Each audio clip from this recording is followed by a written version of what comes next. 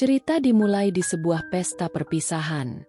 Terlihat seorang wanita yang jatuh cinta pada seorang pria, kakak seniornya. Wanita itu bernama Jian Sihan. Saat Jian ingin mengungkapkan perasaannya kepada sang pria melalui surat, ia melihat pria itu berjalan sambil bergandengan tangan dengan seorang wanita. Melihat hal tersebut, Jian langsung membatalkan niatnya. Seorang sahabatnya tiba-tiba datang dan memberikan seikat bunga mawar, berharap Jian segera mendapatkan pacar. Sepeninggal sahabatnya, Jian meminum anggur yang tersedia di pesta itu hingga mabuk. Saat berjalan di tepi pantai, ia bertemu dengan seorang pria. Karena mabuk berat, Jian mengira pria itu adalah kakak seniornya yang membuatnya jatuh cinta.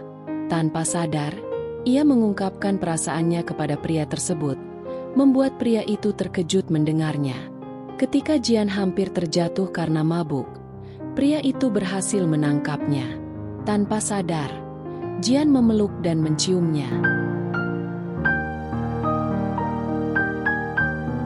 Setahun kemudian, Jian, yang kini telah menjadi seorang food blogger, mendatangi sebuah kafe. Di sana, ia memesan hidangan penutup. Tanpa disadari, ia diperhatikan oleh seorang pria bernama Cheng Ju, pemilik kafe tersebut. Ternyata Cheng Ju adalah pria yang pernah Jian cium setahun yang lalu.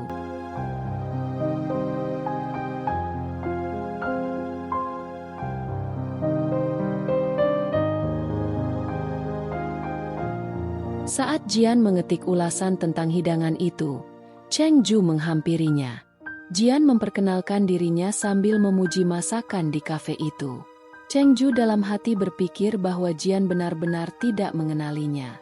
Jian menanyakan tentang hidangan tersebut, tetapi Cheng Ju balik bertanya apakah Jian benar-benar tidak mengenalnya. Jika belum mengenal, Cheng Ju menyarankan Jian mencari tahu tentang dirinya terlebih dahulu sebelum kembali menemuinya. Cheng Ju kemudian meninggalkan Jian yang merasa bingung. Hingga malam, Jian masih mengetik dengan laptopnya dan menjadi satu-satunya pelanggan yang tersisa di kafe. Tak lama kemudian, Cheng Ju mendekatinya dan memberitahu bahwa kafenya akan tutup. Di saat itu, Jian mencoba membahas tema gadis di bawah bulan yang menjadi inspirasi hidangan penutup tersebut. Namun, Cheng Ju menolak membahasnya, membuat Jian kesal dan meninggalkan kafe.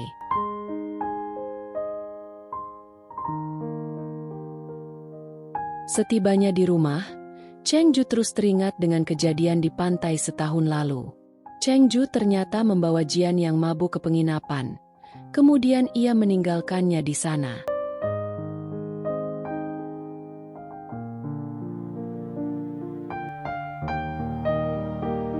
Karena penasaran, Jian mulai mengikuti dan mencatat aktivitas Cheng Ju. Saat memasuki halaman rumah Cheng Ju, Jian dihentikan oleh satpam. Namun, Cheng Ju muncul dan meminta satpam membiarkan Jian masuk. Di halaman, Cheng Ju kembali bertanya apakah Jian benar-benar tidak mengenalnya. Jian menjawab bahwa ia tidak pernah mengenal Cheng Ju sebelumnya dan hanya ingin membahas hidangan gadis di bawah bulan. Cheng Ju menolak menjelaskan dan mengatakan bahwa ia hanya akan menceritakan hal itu kepada orang yang memiliki hubungan dengannya. Ia kemudian merebut catatan Jian dan mengatakan bahwa Jian bisa mengambilnya kembali di kafe.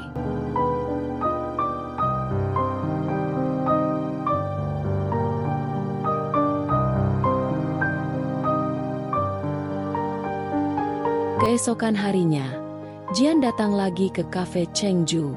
Kali ini, ia sengaja menggoda Cheng Ju di depan para karyawan. Cheng Ju, yang kesal, menyuruh karyawannya pergi.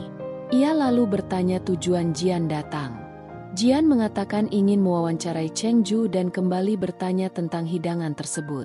Karena Cheng Ju tetap tidak mau menjelaskan, Jian meminta maaf atas ulasan yang ia buat sebelumnya. Jian juga mengucapkan terima kasih karena berkat hidangan itu, ia mendapatkan banyak pengikut di blognya. Akhirnya, Cheng Ju mulai bercerita tentang seorang gadis dengan mawar merah. Jian mencatat dan merekam cerita itu dengan semangat. Tanpa disadari, Gadis yang Cheng Ju ceritakan adalah dirinya sendiri saat mabuk setahun yang lalu.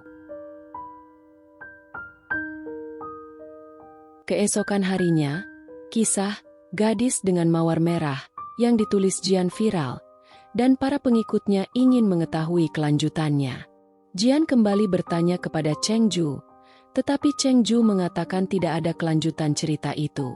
Karena penasaran, Jian meminta lokasi kejadian tersebut kepada Cheng Ju.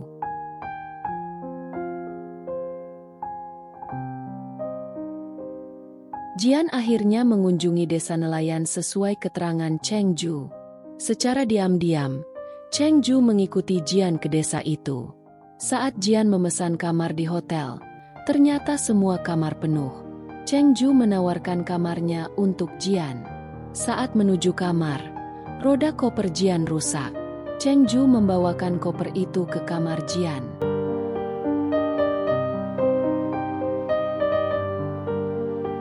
Cheng Ju mengatakan akan mencari penginapan lain untuk dirinya. Di kamar, saat Jian sedang minum, Cheng Ju teringat momen saat Jian mabuk dulu. Ia mengatakan pada Jian untuk menghubunginya jika membutuhkan sesuatu. Sebelum pergi, Jian kembali bertanya kepada Cheng Ju tentang lokasi cerita gadis pembawa bunga mawar merah yang pernah Cheng Ju ceritakan, karena ia ingin mengunjunginya. Cheng Ju mengatakan bahwa tempat itu berada di sebelah barat karang desa tersebut, lalu pergi dari sana. Malam harinya, Jian mengunjungi lokasi yang disebutkan Cheng Ju. Saat berada di sana, ia merasa tempat itu tidak asing baginya, seolah-olah ia pernah berada di sana sebelumnya. Ketika ia berjalan ke atas karang, ia melihat Cheng Ju ada di sana. Cheng Ju beralasan bahwa ia belum menemukan tempat menginap. Kemudian, Cheng Ju memberikan sekuntum mawar merah kepada Jian.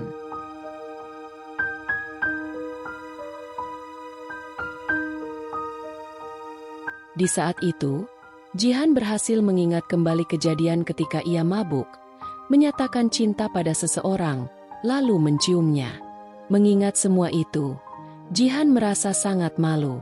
Tanpa sengaja, Jian bertanya kepada Cheng Ju, apakah ia adalah orang yang ada dalam bayangannya. Cheng Ju balik bertanya, apakah Jian telah mengingat bahwa dirinya lah gadis di bawah bulan yang membawa mawar merah itu. Saat kembali ke kamar hotel, Jian berjalan dengan sangat malu, diiringi oleh Cheng Ju. Tiba-tiba, Cheng Ju bertanya apakah Jian mempunyai cerita untuknya. Karena gugup, Jian hampir saja terjatuh, tetapi Cheng Ju menangkapnya, sehingga mereka berpelukan. Dengan malu, Jian melepaskan pelukan itu dan berlari ke kamarnya.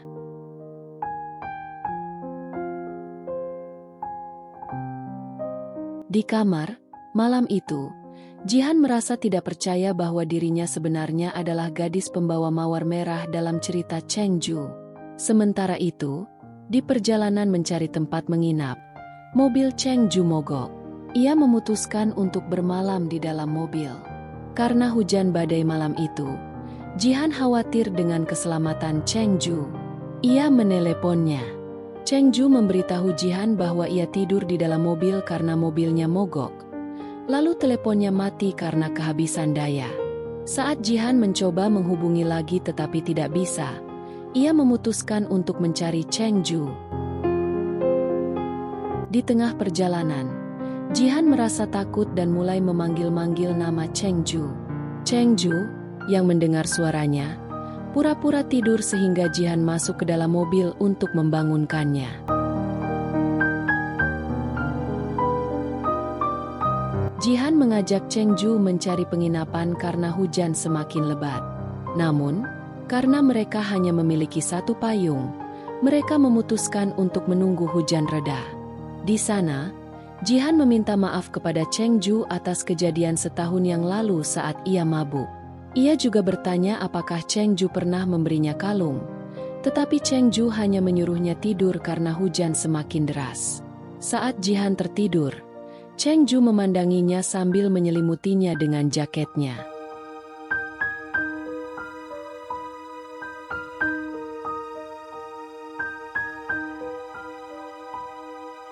Keesokan harinya, Ketika Jihan terbangun, ia tidak melihat Cheng Ju di sampingnya.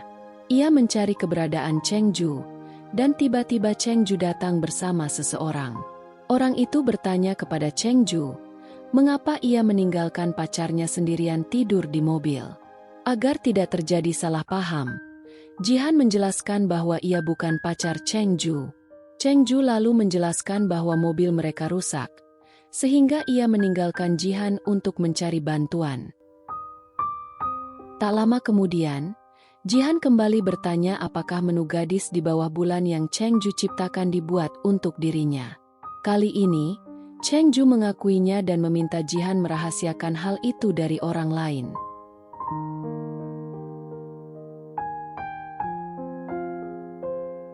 Beberapa hari kemudian, tanpa mereka sadari, Cheng Ju dan Jihan berada di bandara yang sama. Ternyata, mereka secara kebetulan menjemput anak kecil yang sama, bernama Rui Rui.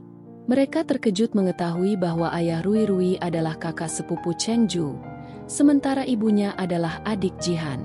Awalnya, Jihan ingin menelepon kakak iparnya, tetapi Rui Rui melarangnya karena tidak ingin orang tuanya tahu ia ada di sana. Rui Rui menjelaskan bahwa kedua orang tuanya sedang dalam proses berpisah. Jihan menawarkan agar Rui Rui tinggal bersamanya, tetapi Rui Rui menolak karena ia laki-laki. Rui Rui mengatakan, jika Jihan kangen padanya, Rui Rui menyarankan Jihan pindah saja ke rumah Cheng Ju, karena ia akan tinggal di rumah pamannya itu. Jihan menjelaskan kepada keponakannya itu, bahwa ia tidak mungkin tinggal di rumah Cheng Ju karena ia perempuan, tetapi ia berjanji akan sering mengunjungi Rui Rui. Beberapa hari kemudian, Rui Rui menelepon Jian karena ia merindukan tantenya. Jian berjanji akan mengunjunginya hari itu. Setelah selesai menelepon, Cheng Ju bertanya kepada Rui Rui tentang makanan kesukaan Jian. Rui Rui menceritakan bahwa tantenya suka makan mie instan karena sering kekurangan uang. Kemudian, Rui Rui bertanya apakah pamannya menyukai Jian. Cheng Ju tidak menjawab pertanyaan itu. Ketika Jian hendak pergi ke rumah Cheng Ju, ia melihat Rui Rui sedang bermain air di taman, ditemani oleh Cheng Ju. Jian menyuruh Cheng Ju membawa Rui Rui pulang karena pakaian Rui Rui sudah basah, dan ia takut keponakannya masuk angin. Setelah mereka santai di rumah, tiba-tiba seseorang masuk dan terkejut melihat Jian membuka pintu. Ternyata, pria itu adalah Li, kakak Cheng Ju. Cheng Ju menjelaskan kepada kakaknya bahwa Jian adalah tantenya Rui Rui, adik sepupu Siman, yang juga dikenal oleh Li. Li bertanya apakah Jian sering datang ke rumah itu, karena selama ini Cheng Ju tidak pernah mengizinkan perempuan manapun berkunjung ke rumahnya. Li mengatakan bahwa Jian adalah perempuan pertama yang mengunjungi rumah Cheng Ju. Karena tidak ingin mengganggu, Li pergi dari sana.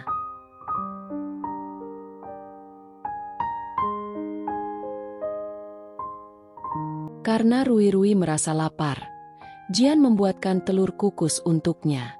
Namun, setelah makan telur kukus itu, Rui Rui tiba-tiba sakit perut. Cheng Ju dan Jian segera membawa Rui Rui ke rumah sakit. Di sana, Jian menyesal karena merasa telur kukus yang ia buat menyebabkan Rui Rui sakit. Namun, setelah bertanya kepada suster, barulah Jian tahu bahwa Rui Rui sakit karena masuk angin akibat bermain air di taman bersama Cheng Ju. Mendengar itu, Cheng Ju merasa bersalah, seolah-olah ada trauma masa lalu yang teringat.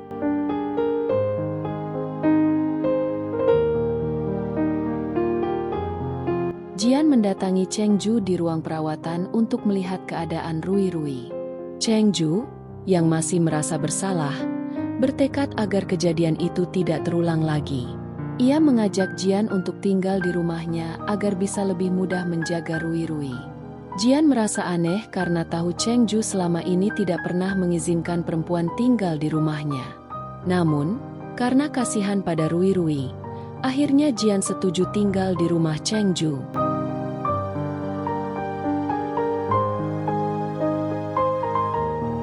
Keesokan harinya, Cheng Ju dan Rui Rui terlihat di depan jendela, tidak sabar menunggu kedatangan Jian. Setelah Jian datang, mereka langsung membukakan pintu untuknya. Cheng Ju kemudian menunjukkan kamar untuk Jian. Saat Cheng Ju hendak pergi ke kafenya, Rui Rui tiba-tiba merangkul Jian dan Cheng Ju bersamaan, membuat mereka terlihat canggung. Rui Rui berkata agar tante dan pamannya tinggal bersama selamanya di rumah itu. Sepulang dari kafe, Cheng Ju terkejut melihat Jian dan Rui Rui bermain boneka. Rui Rui menggoda Cheng Ju dengan mengatakan bahwa boneka itu dibelikan oleh istrinya, yakni Jian. Cheng Ju menyerahkan makanan dari kafenya kepada Jian. Setelah mencobanya, Jian memuji makanan itu dan bertanya di mana Cheng Ju membelinya, karena ia belum pernah melihatnya di kafe. Cheng Ju menjelaskan bahwa makanan itu baru saja ia buat. Karena belum memiliki nama, Jian mengusulkan nama pertemuan. Saat Jian ingin bekerja, ia melihat bunga mawar merah yang diawetkan. Seketika, ia teringat kejadian di tepi pantai bersama Cheng Ju. Ia heran mengapa bunga itu masih disimpan oleh Cheng Ju dan bertanya-tanya apakah Cheng Ju menyukainya selama ini. Ketika Jian ingin menulis di laptopnya, ia mendengar Rui Rui dan Cheng Ju bermain air di kamar mandi. Karena khawatir Rui Rui sakit lagi, Jian menyuruh Cheng Ju menggendong Rui Rui keluar. Jian pun membersihkan kamar mandi yang berantakan. Namun, Cheng Ju, yang sedang membuka baju, bercanda dengan mengatakan apakah Jian ingin melihatnya mandi. Jian, yang malu, segera keluar dari sana. Di luar, Jian mencatat semua kejadian itu di laptopnya, sambil membayangkan tubuh Cheng Ju.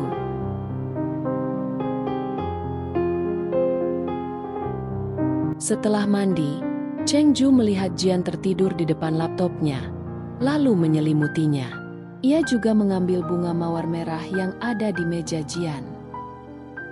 Sejak hari itu, kehidupan di rumah Cheng Ju menjadi lebih ceria dengan kehadiran Jian dan Rui Rui.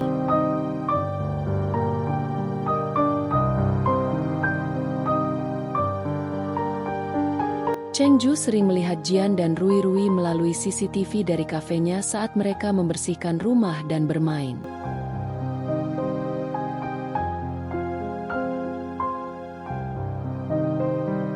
Suatu hari, saat Jian mengunjungi kafe Cheng Ju, seorang karyawan marah karena resep rahasia kafe mereka dicuri.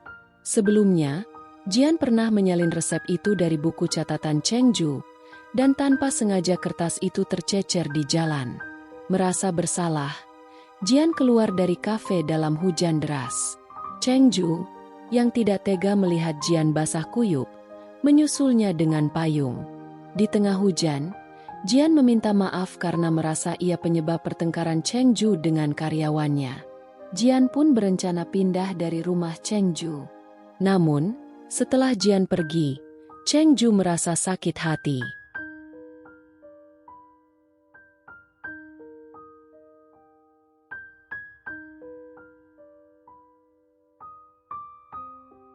Ketika Cheng Ju mendatangi Jian di rumahnya, ia melihat Jian demam akibat kehujanan.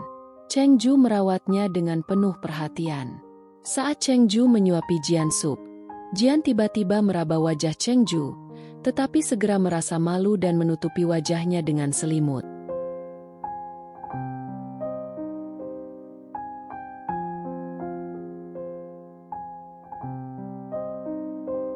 Beberapa hari kemudian, Jian bertemu seniornya yang dulu ia sukai.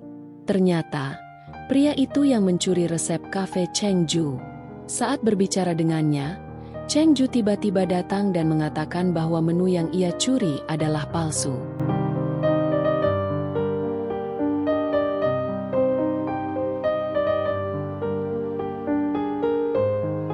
Cheng Ju kemudian membawa Jian pulang dengan alasan Rui Rui ingin makan masakannya. Sesampainya di luar, Jian protes kepada Cheng Ju atas tuduhannya.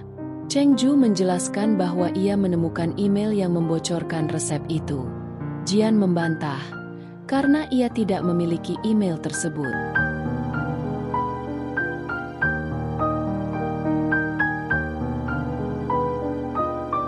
Setelah beberapa hari berlalu, Jian kembali mengunjungi kafe Cheng Ju untuk menemui Rui Rui.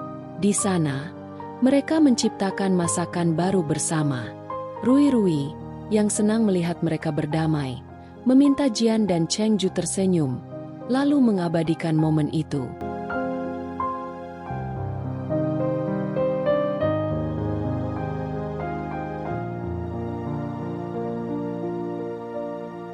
Pada malam hari, ketika Cheng Ju sedang tidur, Jian masuk ke kamar Cheng Ju untuk mematikan lampu kamar itu. Namun, setelah Jian pergi, Cheng Ju bermimpi tentang kedua orang tuanya yang sedang bertengkar mengenai dirinya. Saat terbangun, ia kembali menyalakan lampu kamarnya. Melihat itu, Jian mendatangi Cheng Ju dan menanyakan keadaannya. Cheng Ju menjelaskan bahwa dirinya tidak bisa tidur jika lampu kamarnya mati. Jian meminta maaf karena telah mematikan lampu, mengira Cheng Ju lupa mematikannya sebelum tidur.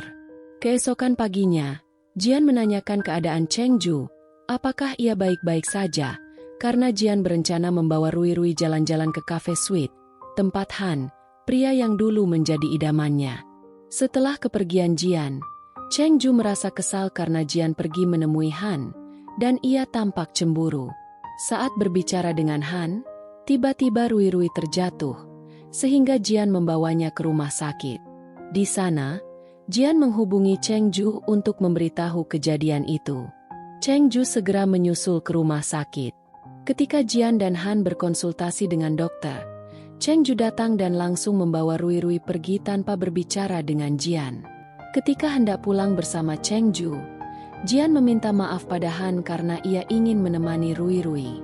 Saat akan masuk mobil, Cheng Ju menyuruh Jian duduk di depan dan memasangkan sabuk pengamannya, seolah ingin menunjukkan rasa sukanya pada Jian di hadapan Han.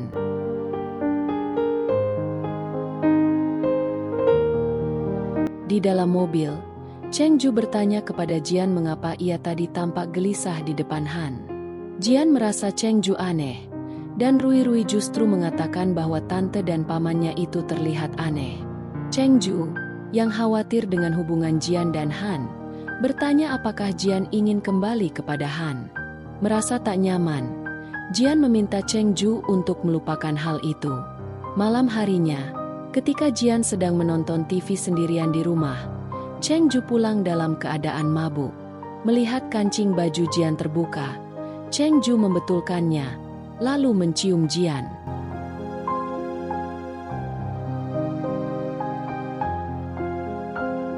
Jian yang terbawa suasana membalas ciuman Cheng Ju. Ketika Jian hendak memeluknya, Cheng Ju tiba-tiba menghentikan ciuman itu dan duduk di sofa, merasa canggung. Jian yang malu segera meninggalkan ruangan itu. Di kamar, Jian merasa malu sendiri, memikirkan kejadian tersebut. Ia bertanya-tanya, meski Cheng Ju sedang mabuk, mengapa ia tidak menolak ciuman itu. Keesokan paginya, ketika berpapasan dengan Cheng Ju di kamar mandi, Jian merasa malu dan langsung pergi.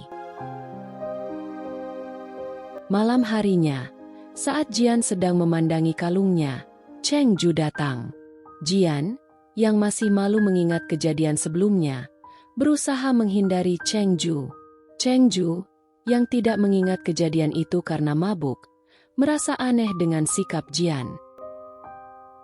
Saat di kamar, Jian berkonsultasi dengan seseorang bernama Puditaro di media sosial, menanyakan apakah seorang wanita menyukai pria yang menciumnya saat mabuk. Tanpa sepengetahuan Jian, Puditaro itu adalah Cheng Ju. Suatu hari, saat makan bersama, Jian bertanya kepada Cheng Ju tentang perbedaan kasih sayang seorang ibu dan ayah. Cheng Ju menjawab bahwa kasih seorang ayah seperti gunung, dan kasih seorang ibu seperti air. Jian kemudian bertanya, jika harus memilih, kasih siapa yang akan Cheng Ju pilih? Cheng Ju menjawab, meskipun ia sering dimarahi ibunya, ia tetap memilih kedua-duanya. Jian mengajukan pertanyaan itu karena ingin memahami mengapa Cheng Ju tidak pernah tersenyum lepas.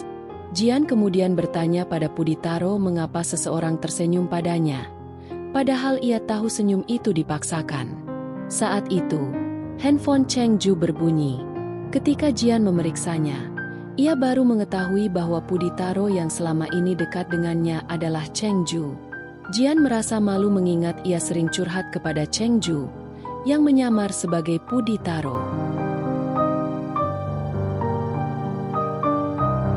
Sejak saat itu, Jian dan Cheng Ju sering menghabiskan waktu bersama.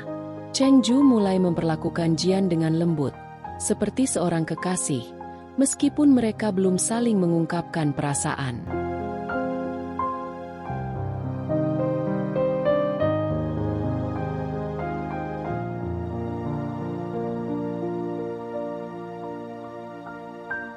Suatu ketika, saat mereka makan di restoran, Cheng Ju berniat mengungkapkan perasaannya kepada Jian. Namun, tiba-tiba lampu padam. Jian, yang mengetahui bahwa Cheng Ju memiliki trauma terhadap kegelapan, segera menyalakan lampu flash ponselnya.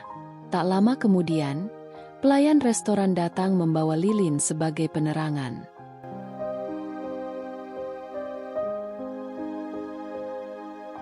Ketika Jian bertanya apa yang ingin Cheng Ju katakan tadi, Cheng Ju hanya menjawab bahwa ia senang bisa jalan-jalan bersama Jian.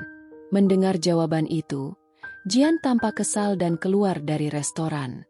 Melihat tingkah Jian, Cheng Ju merasa heran dan segera menyusulnya.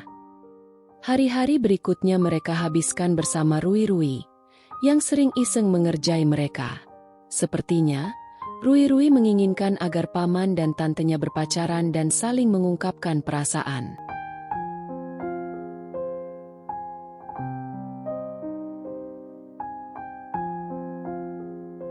Malam harinya, sebelum pulang, Rui Rui berpesan agar paman dan tantenya tetap akur meskipun ia pergi. Pagi harinya, setelah Rui Rui pergi, Cheng Ju dan Jian merasa kesepian. Jian kemudian memberitahu Cheng Ju bahwa ia akan pindah dari rumah itu.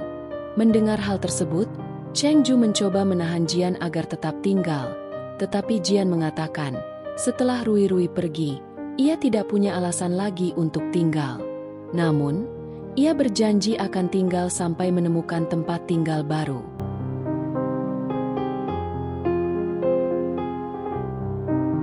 Keesokan paginya, Jian melihat Cheng Ju telah menyiapkan makanan untuknya di meja.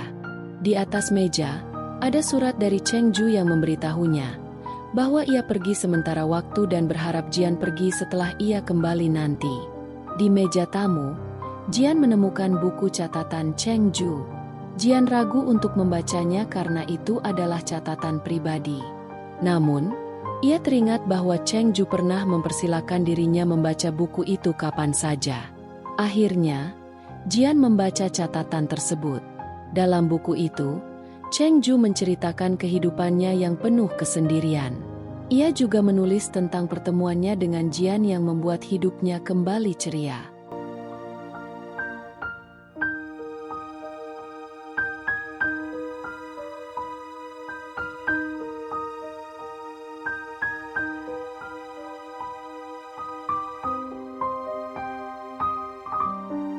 Meskipun begitu, Jian tetap memutuskan untuk pindah.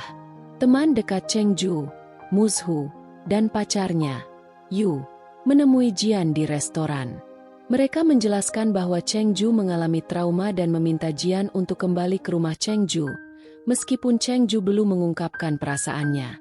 Jian mengatakan bahwa ia akan memikirkannya terlebih dahulu.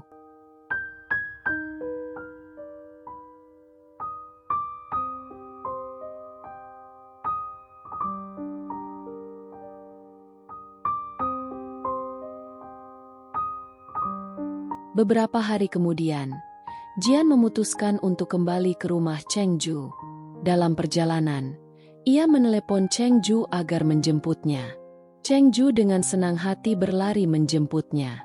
Setelah bertemu, Cheng Ju mengungkapkan perasaannya kepada Jian dengan jujur, dan mereka berciuman.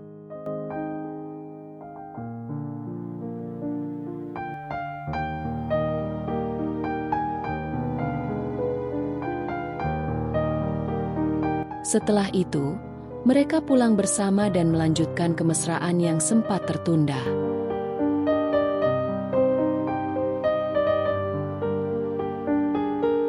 Beberapa hari kemudian, Jian panik mengetahui orang tuanya akan datang berkunjung. Cheng Ju menyarankan agar orang tua Jian menginap di rumahnya, bukan di hotel.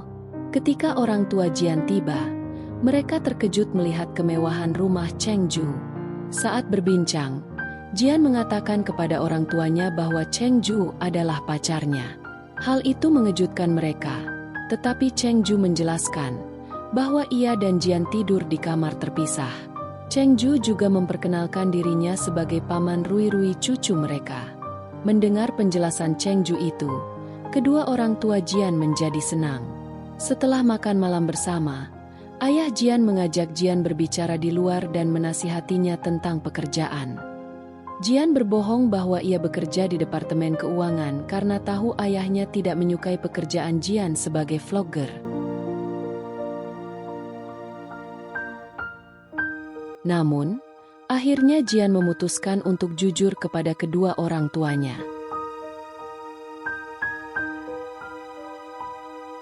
Keesokan harinya, Jian memberitahu mereka bahwa ia adalah seorang vlogger. Meskipun awalnya ayah Jian marah, ibu Jian berhasil menenangkannya.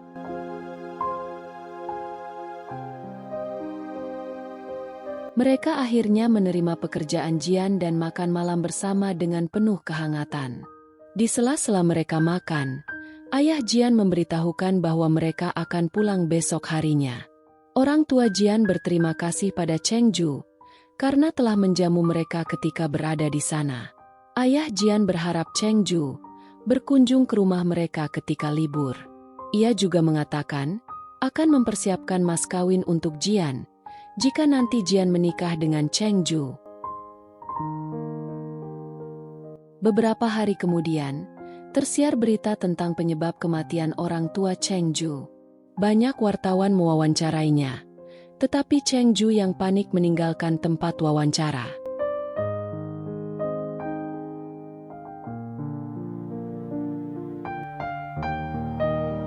Jian yang khawatir segera mencarinya ke tempat favorit Cheng Ju. Di tepi pantai, Jian menemukan Cheng Ju berdiri di atas karang. Jian membujuk Cheng Ju untuk pulang. Dengan kelembutan Jian, Cheng Ju akhirnya kembali.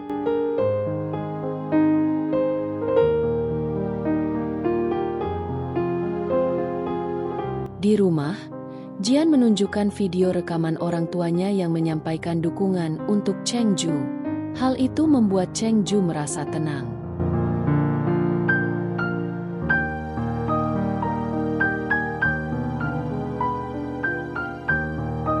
Beberapa hari kemudian, Cheng Ju meluruskan pemberitaan tentang dirinya melalui media sosial.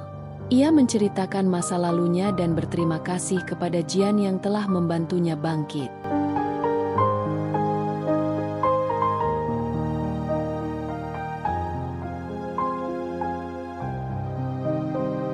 Keesokan harinya, di tepi pantai tempat mereka pertama kali bertemu, Cheng Ju melamar Jian dan mengajaknya menikah. Mendengar semua itu, Jian menerima lamaran itu dengan hati yang bahagia, dan akhirnya mereka berciuman.